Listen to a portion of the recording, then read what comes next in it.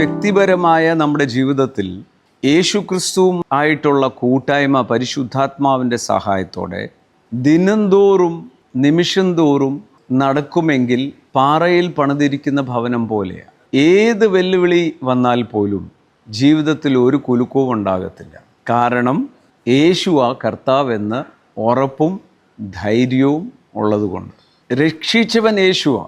വീണ്ടും ഞാൻ ആവർത്തിച്ച് പറയുന്നത്, രക്ഷിച്ചത് യേശുവാ. പക്ഷെ നമ്മുടെ ജീവിതത്തിൻ്റെ കർത്തൃത്വം യേശുവിന് വിട്ടുകൊടുത്തിട്ടുണ്ട്. യേശുവിന് കർത്തൃത്വം വിട്ടുകൊടുത്താൽ നമ്മളിൽ വാഴുന്ന ഏത് മേഖലകളിലും ആ വെളിച്ചമായിരിക്കും. ആ വെളിച്ചത്തിൽ പിതാവ് വസിക്കുന്നത് പോലെ തന്നെ നാമും വെളിച്ചത്തിൽ വസിക്കണം എന്ന് 1 യോഹന്നാൻ 1:7 പറയും. ആ വസിക്കുമ്പോൾ ലഭിക്കുന്ന ധൈര്യത്തിൻ്റെ പേരാണ് നീതി. നമ്മൾ ദൈവമക്കളായെന്ന് മാത്രമല്ല, മക്കൾ എന്ന പദവിക്കുള്ള പ്രാഗൽഭ്യം കൂടെ യേശു നമുക്ക് നൽകി കഴിഞ്ഞു. അതുകൊണ്ടാണ് തത്സമയത്തെ സഹായത്തിനും കരുണ ലഭിക്കേണ്ടതിനും ധൈര്യത്തോടെ കൃപാസിംഹാസനത്തിന് മുൻപാകെ